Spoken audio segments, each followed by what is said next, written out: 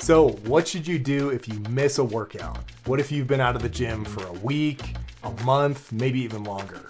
It's a surprisingly common question, but stay tuned and I'll give you my strategies for getting back to the gym after a break.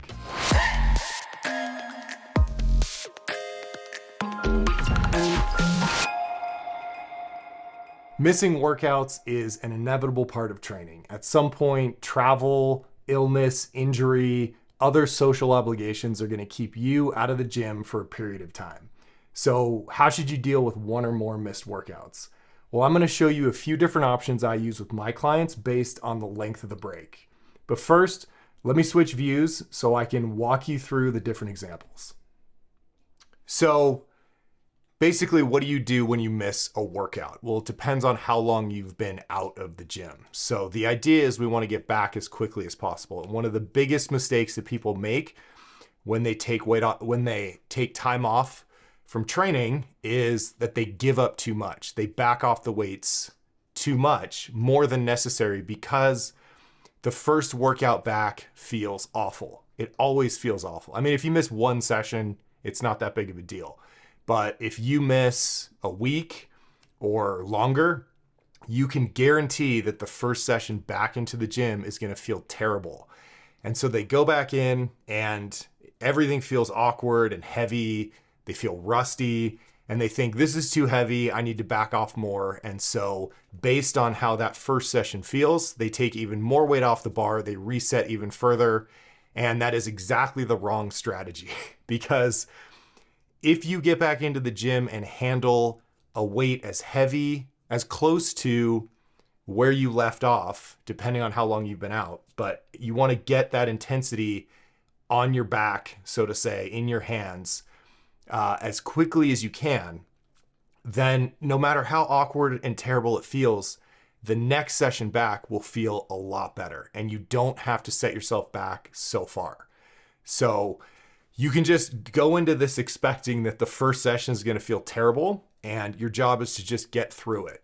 And then at the following session, you'll notice that, oh man, I feel back on track. So I always want my guys handling, even if we have to cut the reps down, and I'll explain the whole process for different lengths of breaks in a second. But the idea is wherever you left off, handle a weight as close to that point as you can, even if it's only for one rep. Even if you get, one or two reps, it will prevent further detraining and you'll be back on track a lot faster than if you go by feel and just assume that you've lost a bunch of muscle mass. You're not actually going to lose that much muscle mass if you take even like a month or two, even longer off. As long as you're active, walking around, living your life, and your protein's high, you will not lose as much muscle mass as you would think. It's going to be negligible. So the difficulty of the training session, how hard it feels, is really in your head. And it's really it's psychological and it's neuromuscular detraining. So it's more of your body kind of forgets how to do what it used to do. So it's not that you've lost a bunch of tissue. It's just that the connection between your brain and your muscle fibers is it needs to be kicked back on or strengthened, so to speak. So basically, like I said, we're going to deal with this based on how long you've been out of the gym. So the first one's really easy. If you've missed one or two sessions, just repeat the weight. And if the previous session was easy and you took a week off or you missed a session, you might even go up because you're not really going to lose that much strength. And if you're using a program like I use with rep ranges, where it's like 3 to 5 or 5 to 8, that's even better because maybe when you come back, you only get 4. Fine, you repeat the weight next time and you're going to get 5. So 1 to 2 sessions off, no big deal. Just repeat the same weight. Or if it was really easy before, just pretend like you didn't even miss it and try going up and see how you do. When you get into 1 to 2 weeks off, you're probably going to have to back off the weight. And how much you back off depends on how hard the last workout was, what the exercise is. So for example, if you're doing something like an overhead press and you've been out for 2 weeks, For my clients, I might back off 5 pounds. I might back off 10 if it was a grinder, or if we're doing a rep range and they were doing 3 to 5 and the workout before the break, they only got 3 and then they took 2 weeks off, I might back off 10 pounds or something like that. But you take a little bit of weight off. Squats and deadlifts, if you've been out for 2 weeks, 10 pounds, maybe if it was like a grinder at your last workout and then you were out for 2 weeks, you might take 15, but you want to keep as much weight on that bar as possible. Remember, you earned every pound you put on that bar through your sweat, through your hard work, through all your effort, and you don't want to give it up without a fight. And then the last one would be a month or longer. So if you've been injured, sick, traveling, if you had a long interruption, yet maybe you had surgery and you're out for 3 to 6 months, the process for coming back is you got to figure out where you are. Right? There's no percentage that's going to tell you, like I could tell you take 20% off, but like we don't know if that's how much you've detrained. And you might be able to get away with only taking 10% off. You're not going to know till you try. So my approach is to figure out where you are on the day you come back. And that's basically like running a novice progression where we're going to do ascending sets of 5. And we're going to try and get as close to where you left off as possible, but we're just going to see where you are.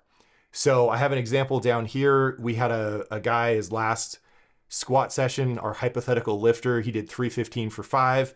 And let's say he took a month, 2 months off.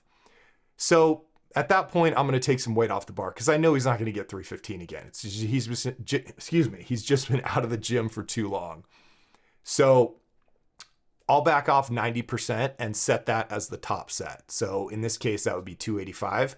Now, I don't expect him to get 285. If it's there, if he didn't detrain that much and, you know, 255 felt pretty good, he can try for 285. But that's just the top end. And then we're going to back off. We're going to work our way up to that in relatively even jumps, you know, things that are easy to load. So he'll start with a warm up of a set of 10 with the bar, and then we'll do 135 for 5, 185 for 5, 225 for 5, 255 for 5. And then depending on how that feels, he can go for 285 if he wants to. But what I always tell my clients is just go to the point that you think that's it for today. So if 225, if he was out for 6 months and 225 just felt like this is it, like I barely finished that set, then don't do 255, but just do a set, take a break, try the next set, see how it felt. If it felt pretty, your form held together, you feel pretty good, try the next set, and then go as high as you can. Now, if it's 255 and he gets 5, but that was kind of it for the day, then we're just going to restart his program there. So the next time he goes in, he can try 255 again if he's doing sets across, like 3 sets of 5, or if he's doing one of my programs where it's a top set and a back off set and he got 255, then maybe next time we'll go to 260 or 265. But the method here is just to don't guess where you are or don't use some arbitrary percentage. Go into the gym and test it out, see where you are. And oftentimes I'll find that a guy, maybe 255 looked hard, but not, the limit for the day. And so I'll say, all right, look, go to 285 and just do as many reps as you can do, right? So even if he puts 285 on his back and gets 1 rep, that's still going to put him, it's going to prevent even further detraining. And his next session, he'll probably get 3 or 4 reps, and then we'll just stay there till he hits 5 and go up from there.